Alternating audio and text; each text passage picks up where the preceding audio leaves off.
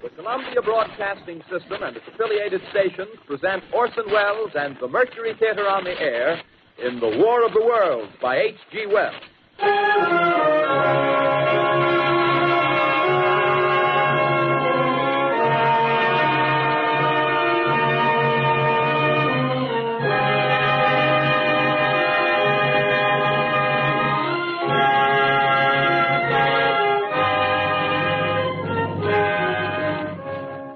Ladies and gentlemen, the director of the Mercury Theater and star of these broadcasts, Orson Welles.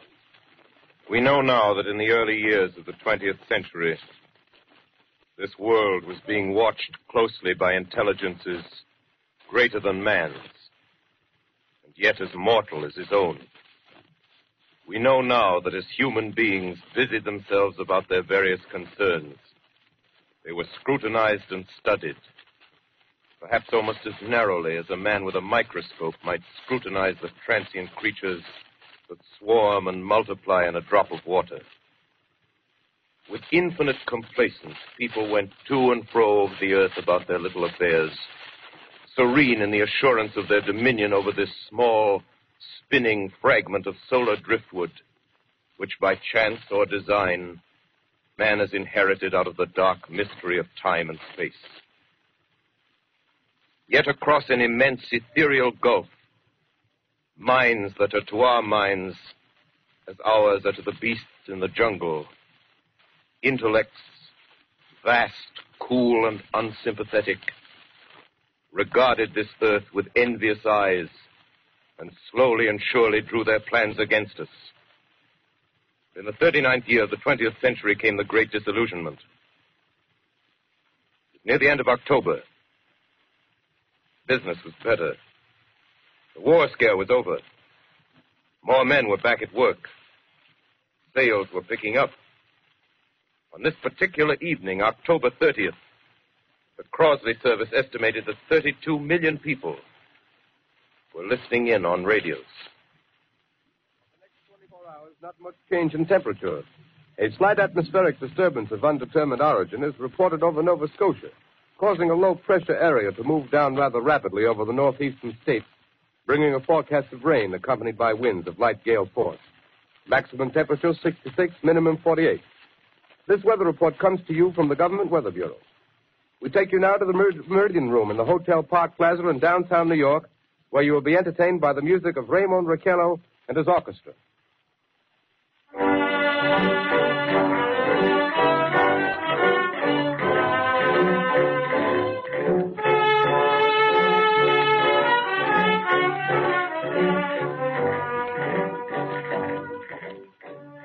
Good evening, ladies and gentlemen. From the Meridian Room in the Park Plaza Hotel in New York City, we bring you the music of Raymond Raquello and his orchestra. With a touch of the Spanish, Raymond Raquello leads off with La Capacita.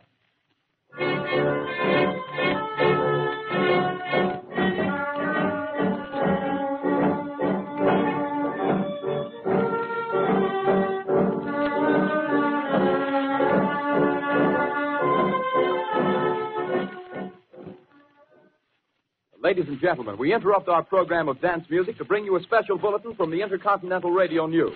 At 20 minutes before 8 Central Time, Professor Farrell of the Mount Jennings Observatory, Chicago, Illinois, reports observing several explosions of incandescent gas occurring at regular intervals on the planet Mars. The spectroscope indicates the gas to be hydrogen and moving toward the Earth with enormous velocity. Professor Pearson of the observatory at Princeton confirms Farrell's observation and describes the phenomenon as, quote, like a jet of blue flame shot from a gun, unquote. We now return you to the music of Raymond Raquello, playing for you in the Meridian Room of the Park Plaza Hotel, situated in downtown New York.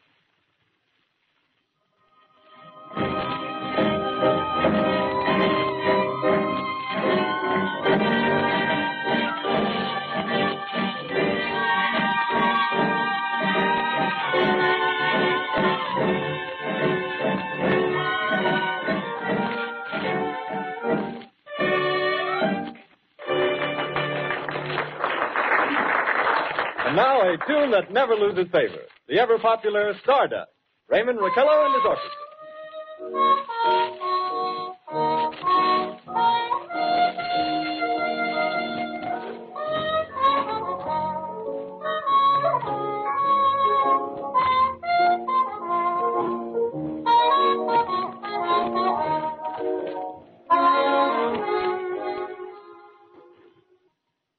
Ladies and gentlemen, following on the news given in our bulletin a moment ago, the Government Meteorological Bureau has requested the large observatories of the country to keep an astronomical watch on any further disturbances occurring on the planet Mars.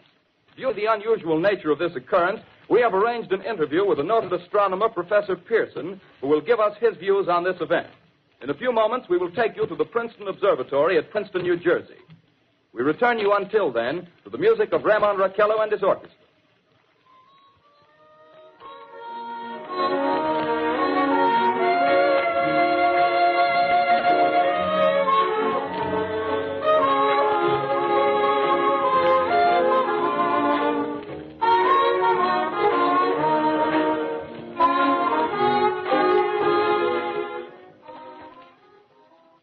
We are ready now to take you to the Princeton Observatory at Princeton, where Carl Phillips, our commentator, will interview Professor Richard Pearson, famous astronomer. We take you now to Princeton, New Jersey. Good evening, ladies and gentlemen. This is Carl Phillips speaking to you from the observatory at Princeton. I'm standing in a large semicircular room, pitch black except for an oblong split in the ceiling. Through this opening, I can see a sprinkling of stars that cast a kind of frosty glow over the intricate mechanism of the huge telescope. The ticking sound you hear is the vibration of the clockwork. Professor Pearson stands directly above me on a small platform, peering through the giant lens. I'll ask you to be patient, ladies and gentlemen, during any delay that may arise during our interview. Besides the ceaseless watch of the heavens, Professor Pearson may be interrupted by telephone or other communications. During this period, he is in constant touch with the astronomical centers of the world. Professor, may I begin our questions? Any time, Mr. Phillips. Professor, would you please tell our radio audience exactly what you see as you observe the planet Mars through your telescope? Nothing unusual at the moment, Mr. Phillips. A red disk swimming in a blue sea. Transverse stripes across the disk. Quite distinct now because Mars happens to be at the point nearest the Earth, in opposition, as we call it.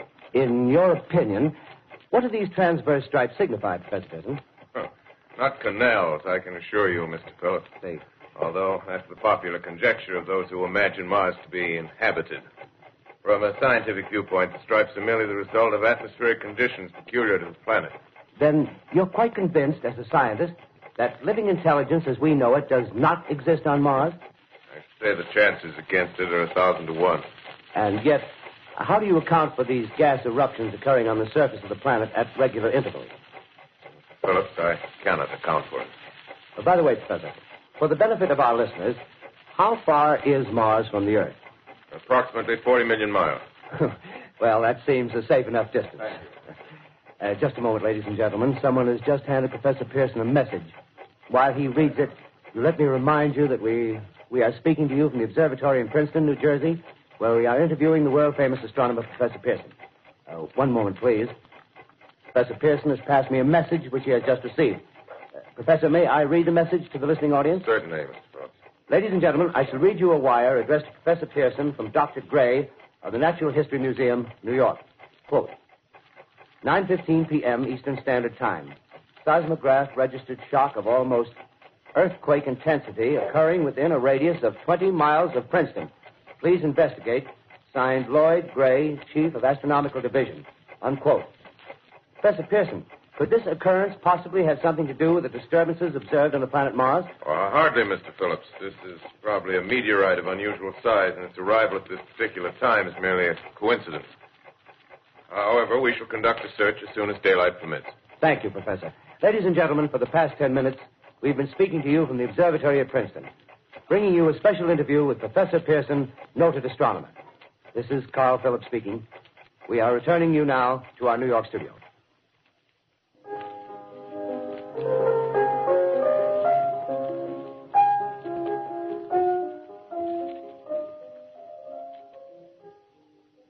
Ladies and gentlemen, here is the latest bulletin from the Intercontinental Radio News. Toronto, Canada. Professor Morse of Macmillan University reports observing a total of 3 explosions on the planet Mars between the hours of 7:45 p.m. and 9:20 p.m. Eastern Standard Time. This confirms earlier reports received from American observatories. Now, nearer home, comes a special bulletin from Trenton, New Jersey. It is reported that at 8:50 p.m., a huge flaming object, believed to be a meteorite, fell on a farm in the neighborhood of Grover's Mill, New Jersey, 22 miles from Trenton. The flash in the sky was visible within a radius of several hundred miles, and the noise of the impact was heard as far north as Elizabeth. We have dispatched a special mobile unit to the scene, and we'll have our commentator, Carl Phillips, give you a word picture of the scene as soon as he can reach there from Princeton. In the meantime, we take you to the Hotel Martinet in Brooklyn, where Bobby Millett and his orchestra are offering a program of dance music.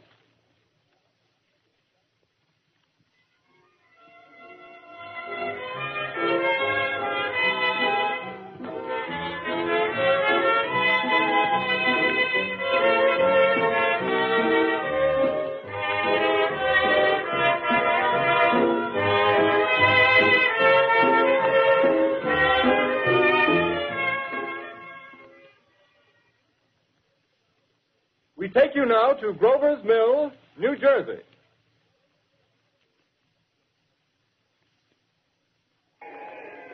Ladies and gentlemen, this is Carl Phillips again, out at the Wilmot Farm, Grover's Mill, New Jersey. Professor Pearson and myself made the 11 miles from Princeton in 10 minutes. Well, I hardly know where to begin. To paint for you a word picture of the strange scene before my eyes, like something out of a modern Arabian Nights. Well, I just got here. I haven't had a chance to look around yet. I guess that's it. Yes, I guess that's the thing directly in front of me. Half buried in a vast pit. Must have struck with terrific force. The ground is covered with splinters of a tree. It must have struck on its way down. But I can see the object itself doesn't look very much like a meteor. At least not the meteors I've seen. It looks more like a huge cylinder. Has a diameter of, what would you say, Professor Pearson? What's that? What would you say, what's the diameter of this? About 30 yards. About 30 yards. The metal on the sheath is, well, I've never seen anything like it. The color is sort of yellowish white. Its curious spectators now are pressing close to the object in spite of the efforts of the police to keep them back. Getting in front of my line of vision. Would you mind standing one side, please? While the police are pushing the crowd back. Here's Mr. Wilmot, owner of the farm here. He may have some interesting facts to add. Mr. Wilmot, would you please tell the radio audience as much as you remember of this rather unusual visitor that dropped in your backyard? Step closer, please. Ladies and gentlemen, this is Mr. Wilmot. Well, I was listening to the radio. Closer and louder, please. Pardon me? Louder, please, closer. Yes. I was listening to the radio and kind of drowsing. That professor fellow was talking about Mars, so I was half dozing and half... Yes, Mr. Wilmot, and then what happened? Well, as I was saying, I was listening to the radio... kind of halfway. Yes, Mr. Wilmot. And then you saw something. Well, not first off. I heard something. And what did you hear? A hissing sound like this. Kind of like a 4th of July rocket. Yes, then what? I turned my head out the window and would have sworn I was asleep and dreaming. Yes? I seen a kind of greenish streak and then zingo. Something smacked the ground. Knocked me clear out of my chair. Well, were you frightened, Mr. Wilmot? Well, I ain't quite sure. I reckon I was kind of riled. Well, thank you, Mr. Wilmot. Thank you very much. Yeah, you want me to No, tell that's some quite more? all right. That's plenty. Ladies and gentlemen, you've just heard Mr. Wilmot, owner of the farm where this thing has fallen. I wish I could convey the atmosphere, the background of this fantastic scene. Hundreds of cars are parked in a field in back of us, and the police are trying to rope off the roadway leading into the farm, but it's no use. They're breaking right through. The car's headlights throw an enormous spotlight on the pit where the object's half buried. Now, some of the more daring souls now are venturing near the edge. Their silhouettes stand out against the metal sheen. One man wants to touch the thing. He's having an argument with the policeman. The policeman wins. Now, ladies and gentlemen, there's something I haven't mentioned in all this excitement, but it's becoming more distinct. Perhaps you've caught it already on your radio. Listen, please. Do you hear it? It's a curious humming sound that seems to come from inside the object. I'll move the microphone nearer. Here. Now, we're not more than 25 feet away. Can you hear it now? Professor Pearson. Yes, Mr. Grover. Can you tell us the meaning of that scraping noise inside the thing? Possibly the unequal cooling of its surface. I say, do you still think it's a meteor, Professor? I don't know what to think. The metal casing is definitely extraterrestrial. Not found on this Earth. Friction with the Earth's atmosphere usually tears holes in a meteorite. This thing is smooth, and you can see its cylindrical Just a minute. shape. Something's happening. Ladies and gentlemen, this is terrific. This end of the thing is beginning to flake off. The top is beginning to rotate like a screw, and the thing must be hollow. He's moving. Keep back there. Keep back there. Keep those men back. Keep back there. Keep those idiots back. Keep off. The top's loose. Look out there. Stand back. Ladies and gentlemen, this is the most terrifying thing I've ever witnessed. Wait a minute. Someone's calling someone or something. I can see turning out of that black hole two luminous discs. The eyes, it might be a face, might be almost but heavens, something wriggling out of the shadow like a gray snake. Now it's another one and another one and another one. They look like tentacles to me. Oh, yeah, I can see the thing's body now. It's large as a bear. It glistens like wet leather, but that face, ladies and gentlemen, it's indescribable. I can hardly force myself to keep looking at it. It's so awful. The eyes are black and they gleam like a serpent. The mouth is kind of V-shaped with saliva dripping from its rimless lips. It seems to quiver and pulsate, and the monster or whatever it is can hardly move. It seems weighed down by possibly gravity or something. The thing's rising up now, and the crowd falls back. They've seen plenty. The most extraordinary experience, ladies and gentlemen. I can't find words. Well, I'll pull this microphone with me as I talk. I'll have to stop the description until I can take a new position. Hold on, will you, please? I'll be right back in a minute.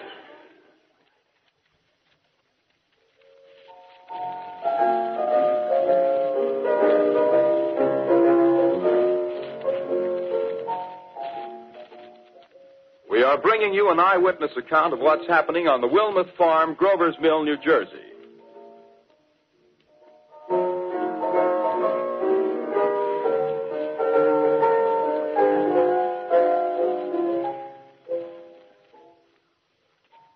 We now return you to Carl Phillips at Grover's Mill. Ladies and gentlemen, am I on? Ladies and gentlemen, here I am, back of a stone wall that adjoins Mr. Wilmuth's garden. From here, I get a sweep of the whole scene. I'll give you every detail as long as I can talk and as long as I can see. More state police have arrived. They're drawing up a cordon in front of the pit. About 30 of them. No need to push the crowd back now. They're willing to keep their distance. The captain's conferring with someone. Can't quite see who. Oh, yes, I believe it's Professor Pearson. Yes, it is. Now they've parted, and the professor moves around one side, studying the object while the captain and two policemen advance with something in their hands. I can see it now. It's a white handkerchief tied to a pole. Flag of truce. If those creatures know what that means, what anything means.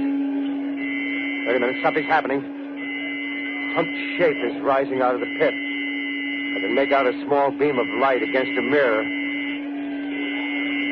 What's that? There's a jet of flame springing from the mirror, and it leaps right at the advancing men. It strikes them head on.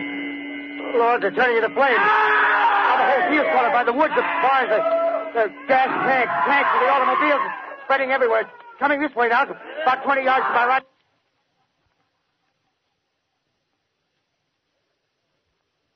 Ladies and gentlemen, due to circumstances beyond our control, we are unable to continue the broadcast from Grover's Mill. Evidently, there's some difficulty with our field transmission. However, we will return to that point at the earliest opportunity. In the meantime, we have a late bulletin from San Diego, California.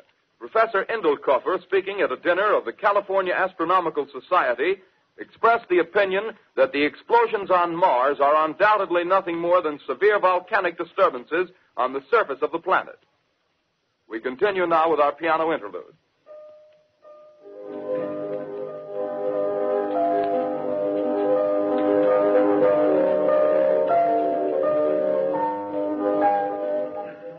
Ladies and gentlemen, I've just been handed a message that came in from Grover's Mill by telephone. Just one moment, please. At least 40 people, including 6 state troopers, lie dead in a field east of the village of Grover's Mill. Their bodies burned and distorted beyond all possible recognition. The next voice you hear will be that of Brigadier General Montgomery Smith, commander of the state militia at Trenton, New Jersey. I have been requested by the governor of New Jersey to place the counties of Mercer and Middlesex as far west as Princeton and east to Jamesburg under martial law. No one will be permitted to enter this area except by special pass issued by state or military authorities. 4 companies of state militia are proceeding from Trenton to Grover's Mill and will aid in the evacuation of homes within the range of military operations. Thank you. You have just been listening to General Montgomery Smith, commanding the state militia at Trenton. In the meantime, further details of the catastrophe at Grover's Mill are coming in. The strange creatures, after unleashing their deadly assault, crawled back in their pit and made no attempt to prevent the efforts of the firemen to recover the bodies and extinguish the fire. The combined fire departments of Mercer County are fighting the flames which menace the entire countryside. We have been unable to establish any contact with our mobile unit at Grover's Mill, but we hope to be able to return you there at the earliest possible moment. In the meantime, we take you to... Just one moment, please.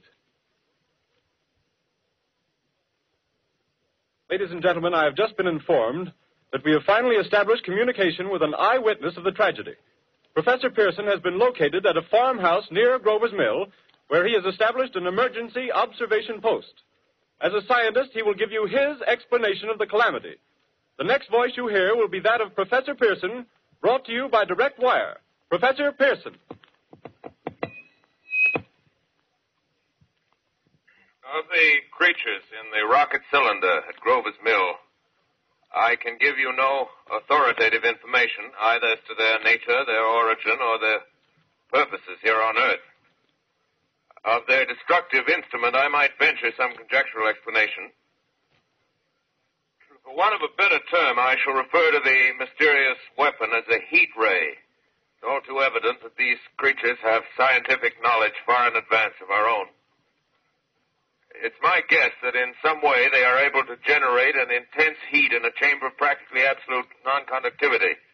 This intense heat they project in a parallel beam against any object they choose by means of a polished parabolic mirror of unknown composition, much as the mirror of a lighthouse projects a beam of light. That is my conjecture of the origin of the heat ray. Thank you, Professor Pearson. Ladies and gentlemen, here is a bulletin from Trenton. It is a brief statement informing us that the charred body of Carl Phillips has been identified in a Trenton hospital. Now, here's another bulletin from Washington, D.C. The Office of the Director of the National Red Cross reports 10 units of Red Cross emergency workers have been assigned to the headquarters of the state militia, stationed outside of Grover's Mill, New Jersey. Here's a bulletin from State Police, Princeton Junction. The fires at Grover's Mill and vicinity are now under control. Scouts report all quiet in the pit, and there is no sign of life appearing from the mouth of the cylinder. Now, ladies and gentlemen, we have a special statement from Mr. Harry McDonald, Vice President in charge of operations. We have received a request from the state militia of Trenton to place at their disposal our entire broadcasting facilities.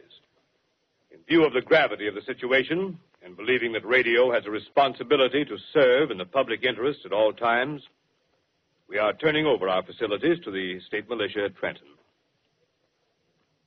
We take you now to the field headquarters of the state militia near Grover's Mill, New Jersey. This is Captain Lansing of the Signal Corps, attached to the state militia, now engaged in military operations in the vicinity of Grover's Mill. Situation arising from the reported presence of certain individuals of unidentified nature is now under complete control. The cylindrical object, which lies in a pit directly below our position, surrounded on all sides by 8 battalions of infantry, without heavy field pieces, but adequately armed with rifles and machine guns. All cause for alarm, if such cause ever existed, is now entirely unjustified. Things, whatever they are, do not even venture to poke their heads above the pit. I can see their hiding place plainly in the glare of the searchlights here. With all their reported resources, these creatures can scarcely stand up against heavy machine gun fire. Anyway, it's an interesting outing for the troops. I can make out their khaki uniforms crossing back and forth in front of the lights. Looks almost like a real war. There appears to be some slight smoke in the woods bordering the Millstone River, probably fire started by campers. Well, we ought to see some action soon. One of the companies is deploying on the left flank. A quick thrust and it'll all be over. Now, wait a minute. I see something on top of the cylinder. No, it's nothing but a shadow. Now the troops are on the edge of the Wilmot farm. 7,000 armed men closing in on an old metal tube. A tub, rather. Well, wait, that wasn't a shadow. It's something moving. solid metal, kind of a shield-like affair rising up out of the cylinder. It's going higher and higher.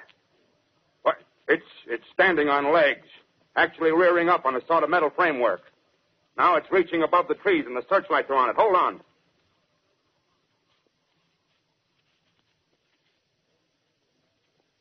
Ladies and gentlemen, I have a grave announcement to make.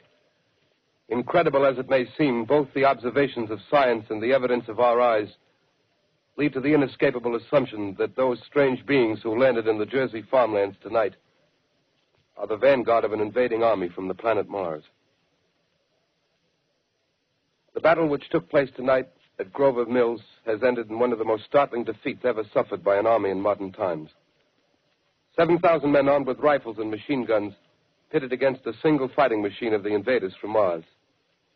120 known survivors. The rest strewn over the battle area from Grover's Mill to Plainsboro, crushed and trampled to death under the metal feet of the monster, or burned to cinders by its heat ray. The monster is now in control of the middle section of New Jersey and has effectively cut the state through its center. Communication lines are down from Pennsylvania to the Atlantic Ocean. Railroad tracks are torn and service from New York to Philadelphia discontinued, except routing some of the trains through Allerton and Phoenixville. Highways to the north, south, and west are clogged with frantic human traffic. Police and army reserves are unable to control the mad flight. By morning, the fugitives will have swelled Philadelphia, Camden, and Trenton, it is estimated, to twice their normal population. Martial law prevails throughout New Jersey and eastern Pennsylvania. At this time, we take you to Washington for a special broadcast on the national emergency. The Secretary of the Interior. Citizens of the nation, I shall not try to conceal the gravity of the situation that confronts the country, nor the concern of your government in protecting the lives and property of its people.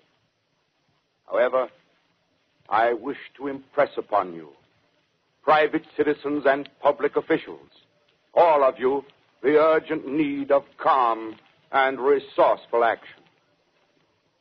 Fortunately, this formidable enemy is still confined to a comparatively small area, and we may place our faith in the military forces to keep them there.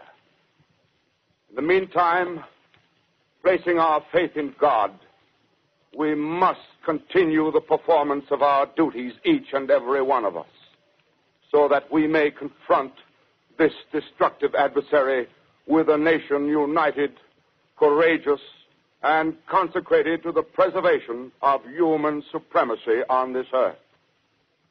I thank you. You have just heard the Secretary of the Interior speaking from Washington. Bulletins too numerous to read are piling up in the studio here. We're informed that the central portion of New Jersey is blacked out from radio communication due to the effect of the heat ray upon power lines and electrical equipment. Here's a special bulletin in New York. Cables have been received from English, French, and German scientific bodies offering assistance. Astronomers report continued gas outbursts at regular intervals on the planet Mars. The majority voiced the opinion that the enemy will be reinforced by additional rocket machines. There have been several attempts made to locate Professor Pearson of Princeton, who has observed Martians at close range. It is feared he was lost in the recent battle. Langham Field, Virginia. Scouting planes report 3 Martian machines visible above treetops, moving north toward Somerville with population fleeing ahead of them. The heat ray is not in use, although advancing at express train speed, invaders pick their way carefully. They seem to be making a conscious effort to avoid destruction of cities and countryside. However, they stop to uproot power lines, bridges, and railroad tracks. Their apparent objective is to crush resistance, paralyze communication, and disorganize human society. Here is a bulletin from Basking Ridge, New Jersey. Coon hunters have stumbled on a second cylinder similar to the first, embedded in the great swamp 20 miles south of Morristown. Army field pieces are proceeding from Newark to blow up the second invading unit before the cylinder can be opened and the fighting machine rigged. They are taking up a position in the foothills of Watchung Mountains. Another bulletin from Langham Field, Virginia. Scouting planes report enemy machines, now 3 in number, increasing speed northward, kicking over houses and trees in their evident haste to form a conjunction with their allies south of Morristown. Machines also sighted by telephone operator east of Middlesex, within 10 miles of Plainfield. Here's a bulletin from Winston Field, Long Island. A fleet of Army bombers carrying heavy explosive flying north in pursuit of enemy. Scouting planes act as guides. They keep the speeding enemy in sight. Just a moment, please, ladies and gentlemen. We've run special wires to the artillery line and adjacent villages to give you direct reports in the zone of the advancing enemy. First, we take you to the battery of the 22nd Field Artillery, located in the Watchung Mountains. Range 32 meters. 32 meters. Projection 39 degrees. 39 degrees. Fire. 140 yards to the right, sir. Shift range 31 meters. 31 meters. Projection 37 degrees. 37 degrees. Fire.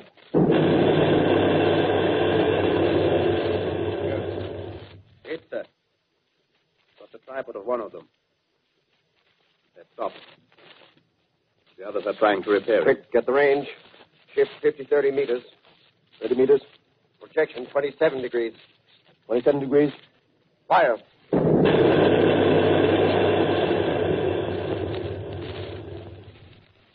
see the shell lamp, sir. Letting off a smoke. What is it? Black smoke, sir. Moving this way. Flying close to the ground. Moving fast. Put on gas masks. Get ready to fire. Shift to 24 meters. 24 meters. Projection 24 degrees. 24 degrees. Fire.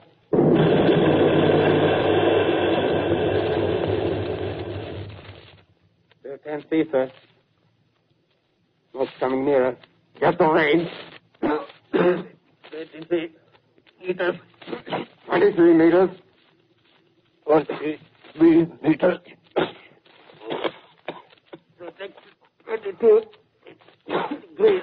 22 degrees.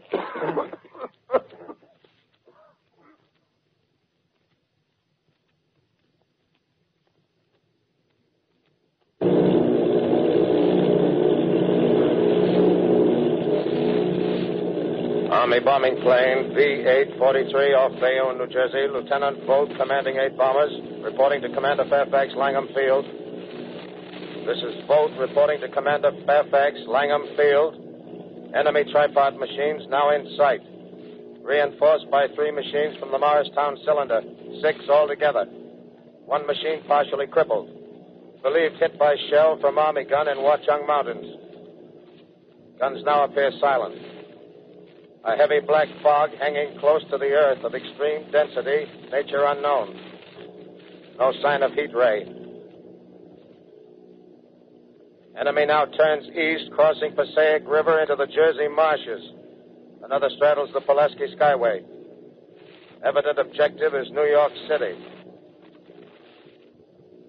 They're pushing down a high-tension power station. The machines are close together now, and we're ready to attack. Planes circling, ready to strike.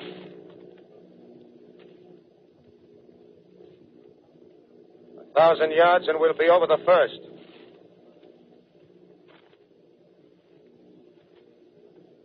Eight 800 yards.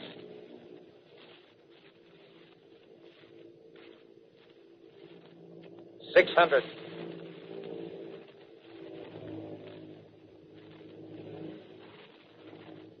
$400.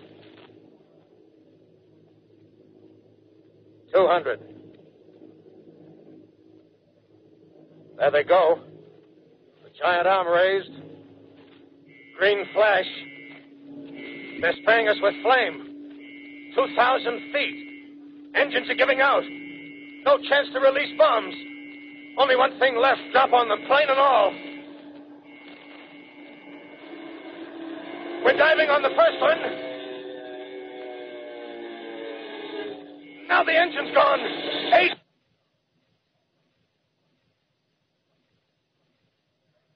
This is Bayonne, New Jersey, calling Langham Field.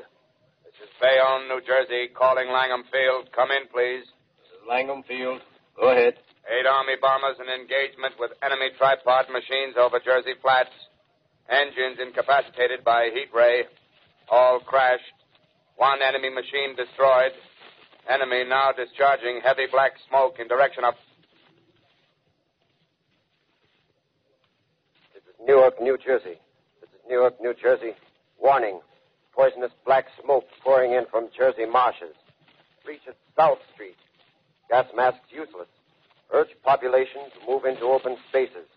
Automobiles use routes 7, 23, 24. Avoid congested areas.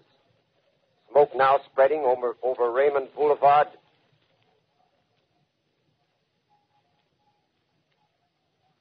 X2L calling CQ, 2X2L calling CQ, 2X2L calling 8X3R. Come in, please. This is 8X3R coming back at 2X2L. How's reception? How's reception? K, please. Where are you, 8X3R? What's the matter? Where are you?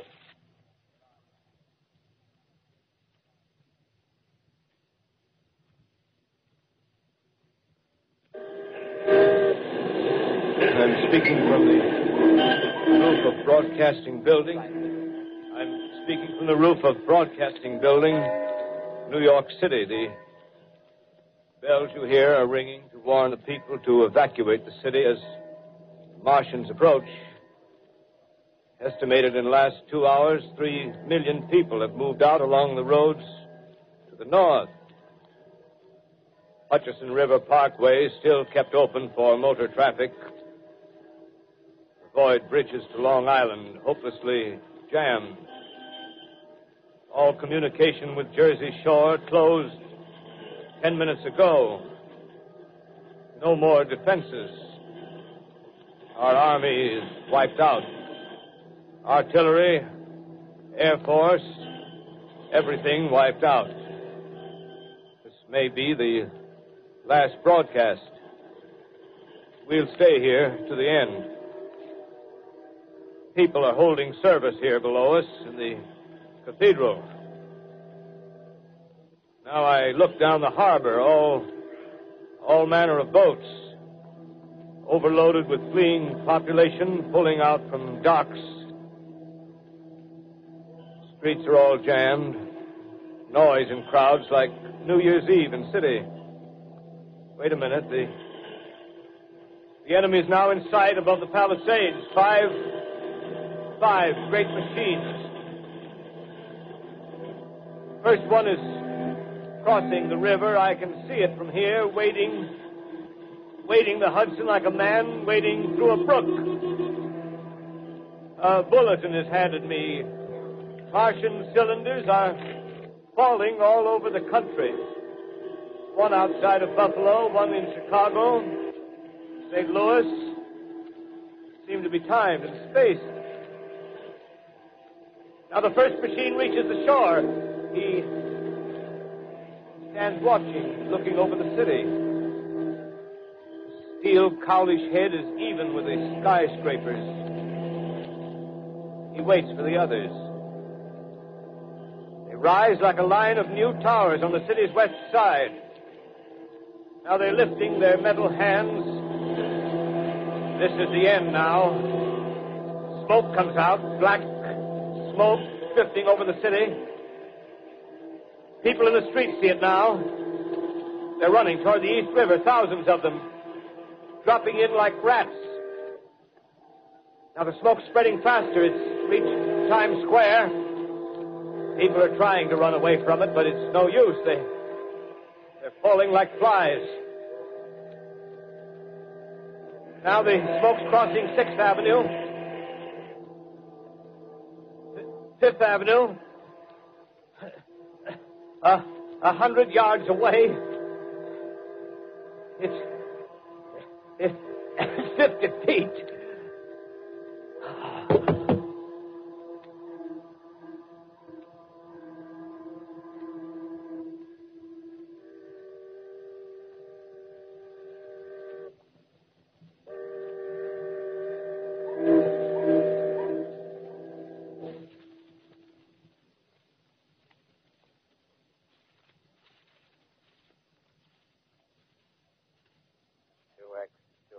Calling CQ. 2X2L calling CQ. X2L calling CQ, New York. Isn't there anyone on the air? Isn't there anyone on the air? Isn't there anyone? 2X2L.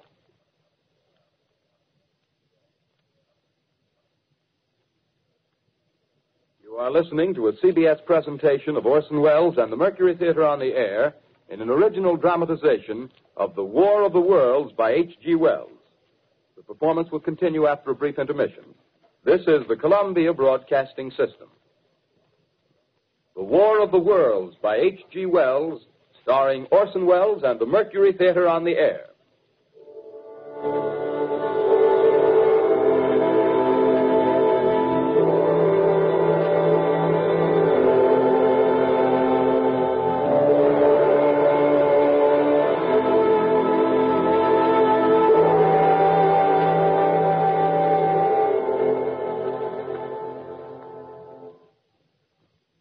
I set down these notes on paper. I'm obsessed by the thought that I may be the last living man on Earth. I've been hiding in this empty house near Grover's Mill, a small island of daylight cut off by the black smoke from the rest of the world. All that happened before the arrival of these monstrous creatures in the world now seems part of another life. A life that has no continuity with the present. Furtive existence of the lonely derelict who pencils these words on the back of some astronomical notes bearing the signature of Richard Pearson. I look down at my blackened hand and I try to connect them with a professor who lives at Princeton and who, on the night of October 20th, glimpsed through his telescope an orange splash of light on a distant planet. My wife, my colleagues, my students, my books, my observatory, my world. Where are they? Did they ever exist? Am I Richard Pearson? What day is it? Do days exist without calendars? Does time pass when there are no human hands left to wind the clocks? Writing down my daily life, I tell myself I shall preserve human history between the dark covers of this little book that was meant to record the movements of the stars. But to write, I must live, and to live, I must eat. Find moldy bread in the kitchen and an orange not too spoiled to swallow. Keep watch at the window. Time to time, I catch sight of a Martian above the black smoke. The smoke still holds the house in its black coil, but at length there's a hissing sound, and suddenly I see a Martian mounted on his machine, spraying the air with a jet of steam as if to dissipate the smoke. I watch in a corner as his huge metal legs nearly brush against the house. Exhausted by terror, I fall asleep. Morning. Sun streams in the window. The black cloud of gas is lifted, and the scorched meadows to the north look as though a black snowstorm had passed over them. I venture from the house. I make my way to a road, no traffic. Here and there, a wrecked car, baggage overturned, a blackened skeleton. Push on north. For some reason, I feel safer trailing these monsters than running away from them. And I keep a careful watch. I've seen the Martians feed. Should one of their machines appear over the top of trees, I'm ready to fling myself flat on the earth. Come to a chestnut tree. October. Chestnuts are ripe. Fill my pockets. Let's keep alive. 2 days I wander in a vague northerly direction through a desolate world. Finally, I notice a living creature. A small red squirrel in a beech tree. I stare at him and wonder. He stares back at me. I believe at that moment the animal and I shared the same emotion. The joy of finding another living being. Push on north. I Find dead cows in a brackish field, and beyond the charred ruins of a dairy and a silo. Remain standing guard over the wasteland like a lighthouse. Deserted by the sea. Astride the silo perches a weathercock. The arrow points north. North. Next day, I come to a city. City vaguely familiar in its contours, yet its buildings strangely dwarfed and leveled off as if a giant had sliced off its highest towers with a capricious sweep of his hand. Reached the outskirts. I found Newark. Newark, undemolished but humbled by some whim of the advancing Martians. Presently, with an odd feeling of being watched, I caught sight of something crouching in a doorway. I made a step towards it. It rose up and became a man. A man armed with a large knife. Stop! Where do you come from? I come from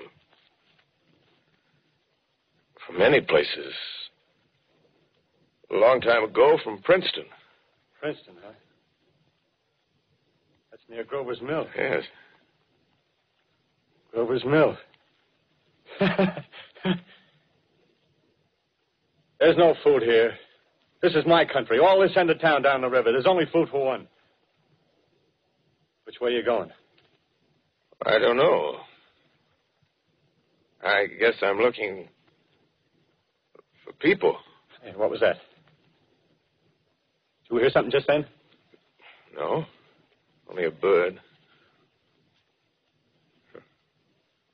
A live bird. Yeah.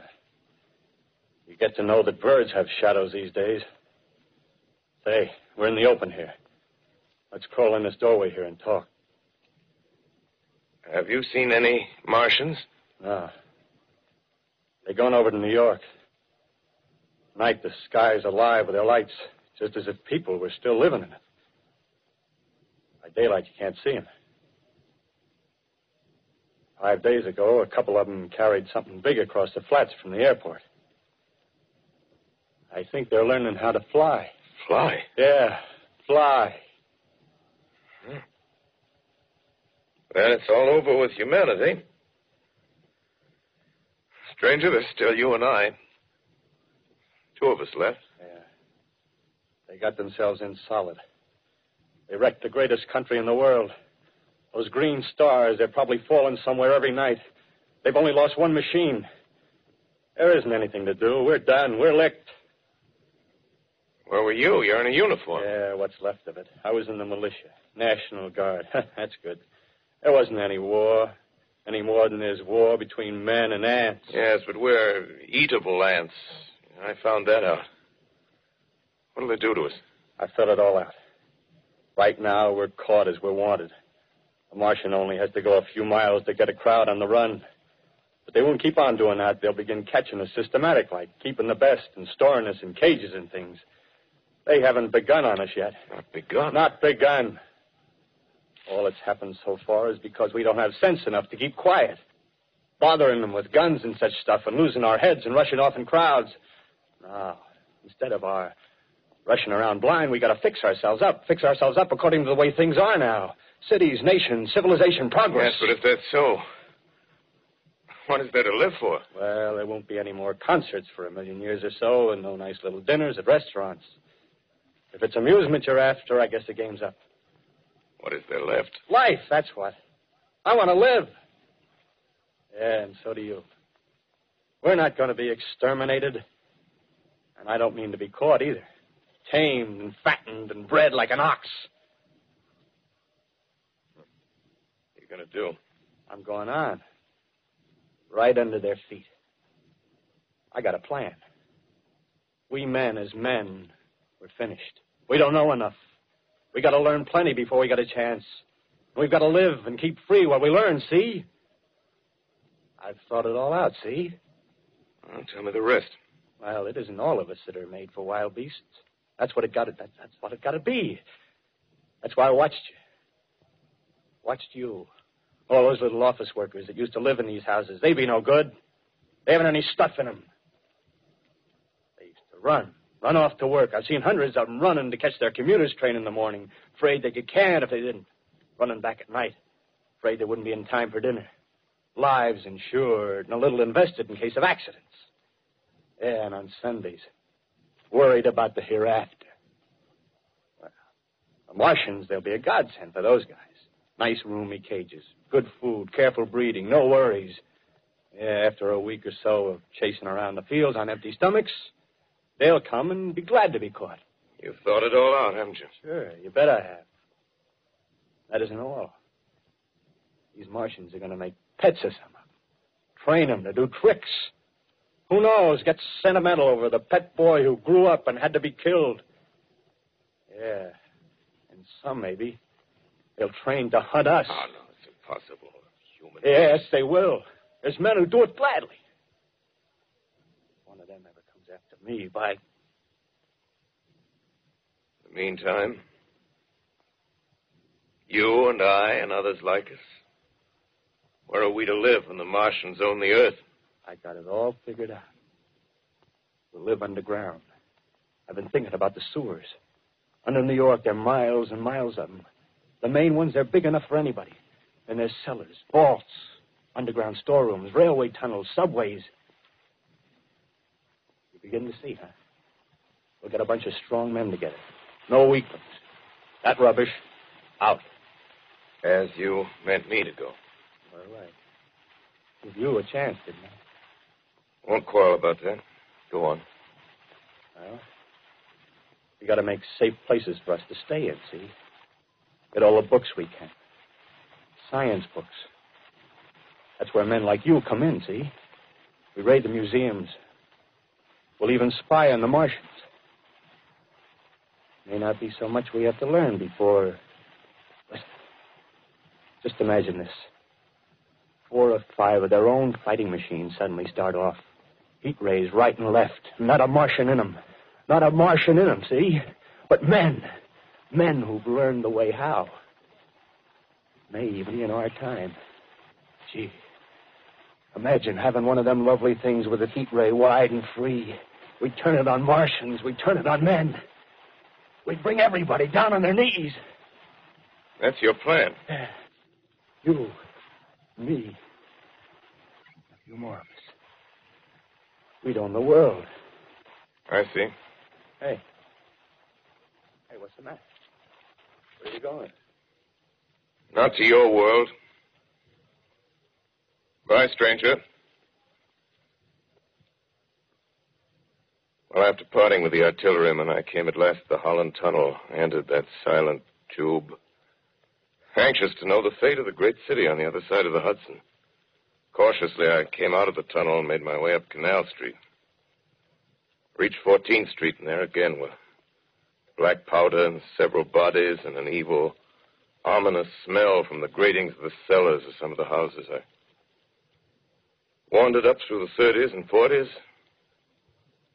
stood alone on Times Square, caught sight of a lean dog running down 7th Avenue with a piece of dark brown meat in his jaws and a pack of starving mongrels at his heels. Made a wide circle around me as though he feared I might prove a fresh competitor. Walked up Broadway in the direction of that strange powder, past silent shop windows, displaying their mute wares to empty sidewalks. Past the Capitol Theater, silent, dark. Past a shooting gallery where a row of empty guns faced an arrested line of wooden ducks. Near Columbus Circle, I noticed models of 1939 motor cars in the showrooms facing empty streets. Over the top of the General Motors building, I watched a flock of black birds circling in the sky. Hurried on. Suddenly, I caught sight of the hood of a Martian machine, standing somewhere in Central Park, gleaming in the late afternoon sun. An insane idea. I rushed recklessly across Columbus Circle and into the park.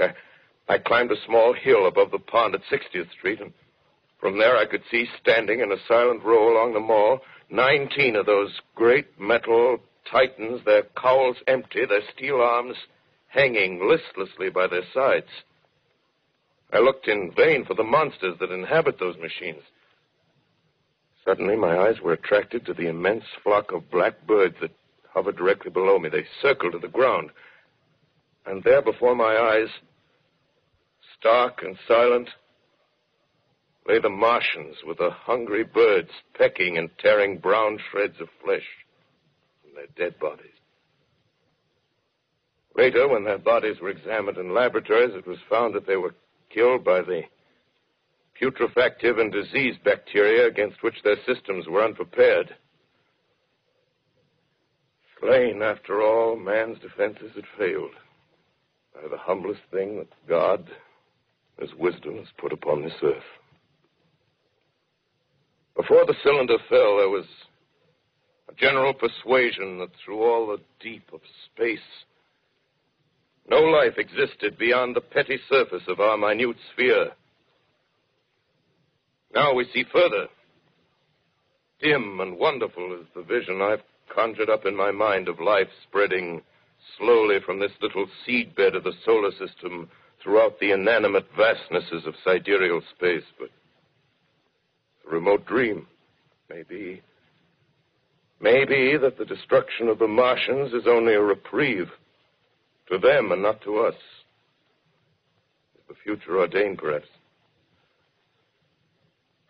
Strange it now seems to sit in my peaceful study at Princeton, writing down this last chapter of the record, begun at a deserted farm in Grover's Mill. Strange to watch children playing in the streets. Strange to see young people strolling on the green where the new spring grass heals the last black scars of a bruised earth. Strange to watch the sightseers enter the museum where the dissembled parts of a Martian machine are kept on public view. Strange when I recall the time when I first saw it. Bright and clean-cut, hard and silent under the dawn of that last great day.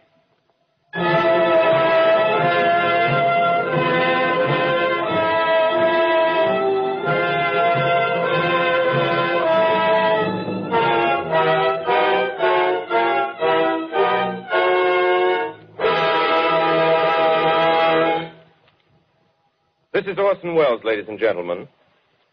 Out of character, to assure you that the War of the Worlds has no further significance than as the holiday offering it was intended to be. The Mercury Theater's own radio version of dressing up in a sheet and jumping out of a bush and saying boo. Starting now, we couldn't soap all your windows and steal all your garden gates by tomorrow night, so we did the best next thing. We annihilated the world before your very ears and utterly destroyed the CBS. You will be relieved, I hope, to learn that we didn't mean it and that both institutions are still open for business. So goodbye, everybody, and remember, please, for the next day or so, the terrible lesson you learned tonight. That grinning, glowing, globular invader of your living room is an inhabitant of the pumpkin patch, and if your doorbell rings and nobody's there, that was no Martian. It's Halloween.